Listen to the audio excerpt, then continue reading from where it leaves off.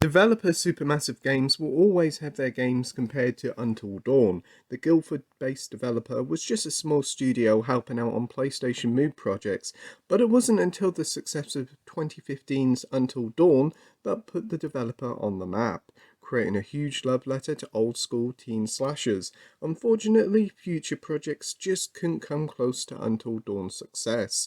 The recent Dark Pictures anthology is a fun experiment that is going well with Namco, but what fans really want is a sequel to Until Dawn.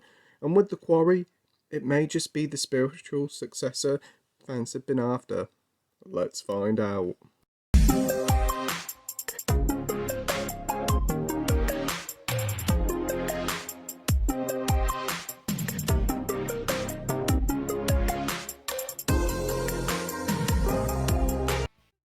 The main story of The Quarry is set at a summer camp called Hackett's Quarry, and it's a nice picturesque area perfect for those midsummer holiday camps. We follow a group of 7 counsellors who plan to stay one final night and have an epic and eventful send-off to the summer shenanigans. As the owner of Hackett's Quarry leaves them and warns them not to go out at night, the counsellors obviously ignore them and have a drunken party. But what ensures is a night full of horror, scares, blood, and maybe a few deaths of a few, or even all of them. Before I get far into the choice stuff, I just want to talk about the story, and Supermassive Games really have a talent for creating and writing good stories with interesting characters. Each and every one of the counsellors are very likeable, each with their own personalities, flaws, and you do root for them all. And the game's first couple of hours takes a little while to actually flesh out these characters, showcasing little romances, anxieties, and various other bits of their personality, and it really does go a long way. One of the game's more talked about inclusions is its cast, and we do have a range of lesser known actors and actresses who make their debut here, but we also have a few familiar faces such as Ted brother Sam Raimi here, Justice Smith from Jurassic World Fallen Kingdom and Detective Pikachu, and most notably David Arquette. There's a few other familiar faces here too that I won't spoil, but the cast is a great mix and they all do fantastic work. On to the gameplay now, and well, there isn't really much gameplay to be had here. Very much like Until Dawn, Life is Strange and various Telltale games, it's very much an interactive movie. The majority of the game you'll be watching the story play out and occasionally choosing dialogue choices. There's also sections where you can explore different parts of the game, but the area is rather limited and linear, so don't expect loads of exploration. And the final part of the gameplay is the various quick time events that are used to test your reactions in various tense and action filled sections.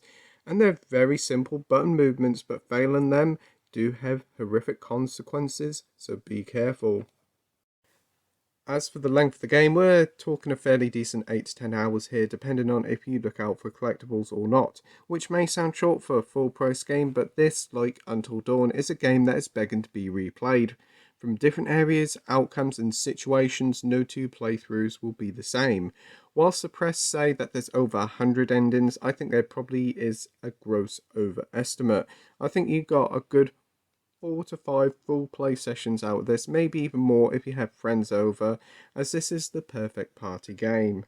There is local multiplayer as well as movie mode, which allows you just to enjoy the story and various different options to tailor your playing experience. There's also online multiplayer launching in the next few weeks, which allow you and 8 other players to go through the story together, similar into the lines of the Dark Pictures games where you can play as specific characters or join together in a pool of votes to see which decision wins.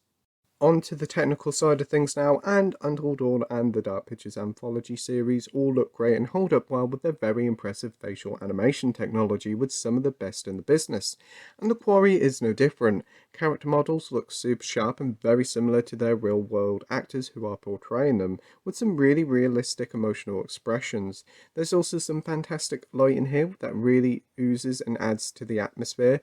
The locales also look beautiful at times. The camp at the evening with the sun about to fade looks absolutely incredible. Unfortunately, it's not all great. Some textures have a tendency to pop in or take a while to render on PS4 Pro.